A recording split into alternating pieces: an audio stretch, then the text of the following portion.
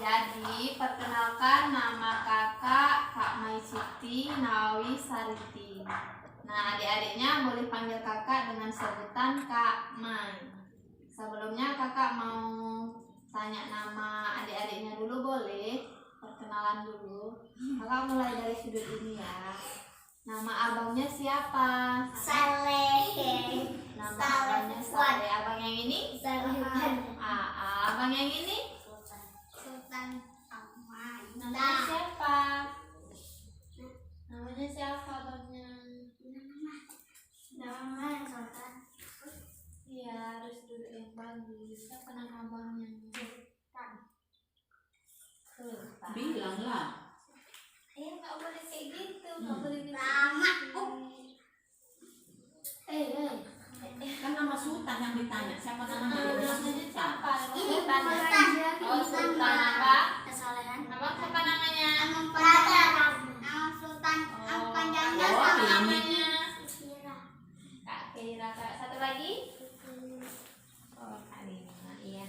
Di sini kakak mau bercerita tentang dongeng yang berjudul Petani Tua dan Ramalannya.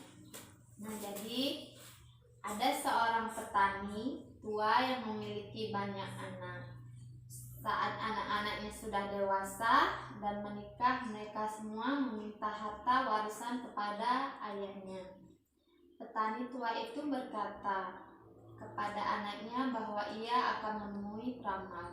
Ia ingin tahu kapan ia akan mati. Aku akan membagikan harta warisan yang aku miliki setelah kapan aku mati, ucap petani itu kepada anak-anaknya. Datanglah petani itu kepada seorang peramal. Petani itu meminta diramalkan tentang kapan dia akan mati. Kau akan mati setelah bersin 3 kali, ucap peramal. Jadi sisa bersinku hanya 3 kali, dan setelah itu aku akan mati, tanya petani tua itu memastikannya. Peramal itu mengangguk. Petani tua lalu pulang. Dalam perjalanan pulang, di sepanjang jalan menuju rumahnya terdapat banyak sekali debu yang bertaburan. Hal itu membuat petani itu bersinku tersisa 2 kali lagi. Setelah itu aku akan mati, ujar petani tua itu. Sesampainya di rumah, petani tua itu pergi ke penggilingan gandum. Ia ingin menggiling gandumnya agar menjadi tepung. Saat menggiling gandum, hidungnya menghirup debu. Kembali ia bersin. Oh tidak, bersinku tinggal 1 kali lagi. Itu artinya aku akan segera mati, kata petani tua. Usai menggiling gandumnya, petani tua memanggul tepung gandum miliknya. Dalam perjalanan pulang, tak sengaja hidungnya menghirup tepung gandum yang dipinggulnya.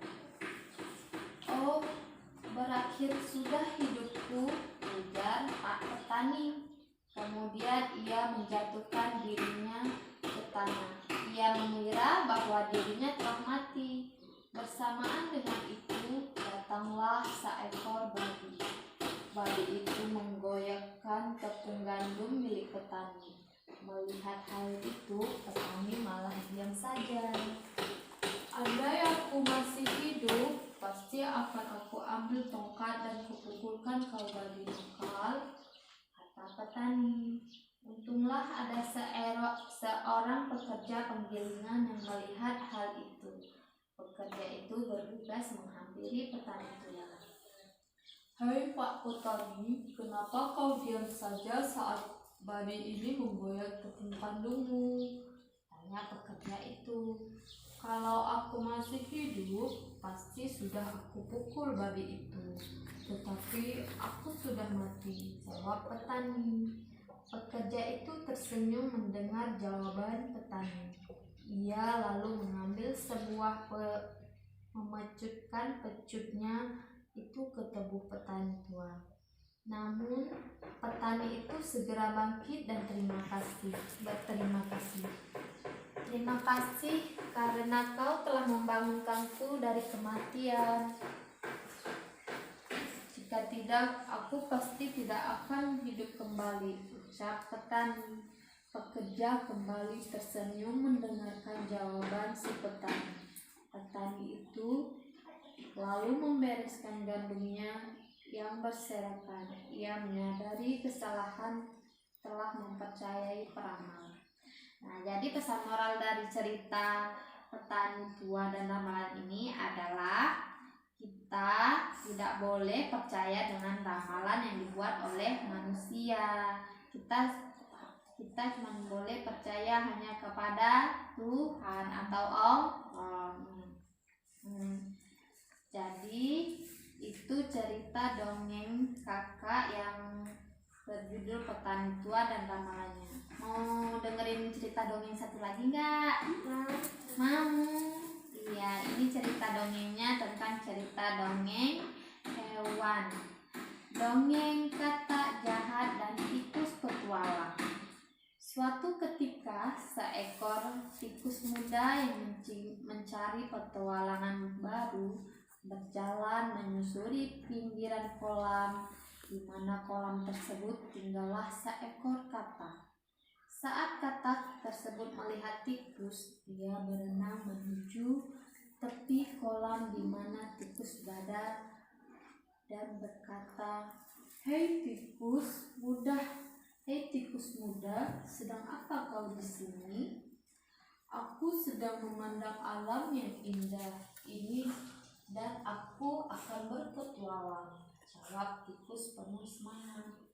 Dalam benak sang tikus, sang katak memiliki akal licik untuk mengerjai sang tikus. "Wow, itu hal yang sangat menarik. Maukah kamu mengunjungi rumahku?" tikus muda sang petualang ajak sang katak kepada tikus muda.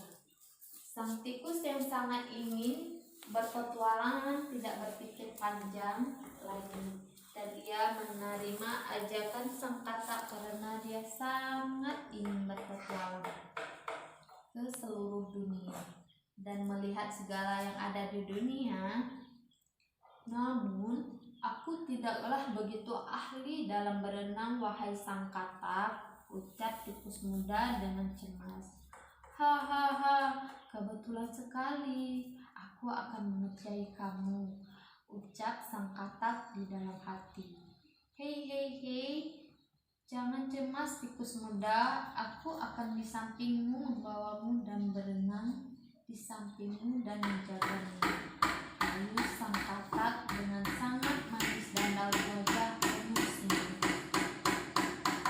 Sang katak memiliki akal agar sang tikus bisa yakin bahwa katak akan dapat selalu membantu sang tikus saat berenang di kolam. Dia mengikat kaki tikus tersebut ke kakinya sendiri dengan seutas tali. Lalu tikus muda terombang-ambing di dalam kolam dan sesekali tenggelam dan kemudian ditarik ke permukaan lagi oleh sang katak. Lalu kembali terombang-ambing dan begitu seterusnya, berulang-ulang. Sang tikus yang terbawa-bawa berenang bersama katak akhirnya merasa cukup dan ingin kembali ke pinggiran kolam. Tetapi sang katak yang sangat jahat memiliki rencana lain. Dia kemudian menarik sang tikus masuk ke dalam air dan katak malah tertawa kegirangan melihat tikus muda tersiksa. Dan di benaknya timbul akal liciknya lagi. Aku akan menarik tikus muda ke air laut yang lebih dalam lagi." Tetapi sebelum sempat sang katak membawa tikus ke air yang lebih dalam lagi, seekor elang terbang menyambar sang katak, menangkap sang katak. Ketika burung elang menangkap sang katak, ketika sang elang menangkap sang katak, tali yang mengikat di kaki katak dan itu terlepas dan membuat tikus yang ikut terangkat ke udara terjatuh ke semak-semak dan menyelamatkan sang tikus. Tikus muda melihat ke atas sang katak, semakin jauh semakin terlihat kecil di bawah oleh burung elang yang akan menjadi santapan si burung elang. Nah, jadi pesan moral dari dongeng ini adalah janganlah suka jahat terhadap makhluk hidup, karena bisa jadi jika berbuat jahat akan mendapatkan balasan yang lebih parah lagi. Itu ya, jadi adik-adiknya nggak boleh berbuat jahat. Terus yang dongeng yang pertama tadi hikmahnya, kita harus percaya sama ciptaan kita yang itu biasa disebut dengan ciptaan kita Tuhan. Nah, sekian dari dongeng kakak hari ini. Terima kasih atas waktunya. Kakak akhiri, wabillahi taufiq wal hidayah. Assalamualaikum warahmatullahi wabarakatuh. Waalaikumsalam warahmatullahi wabarakatuh.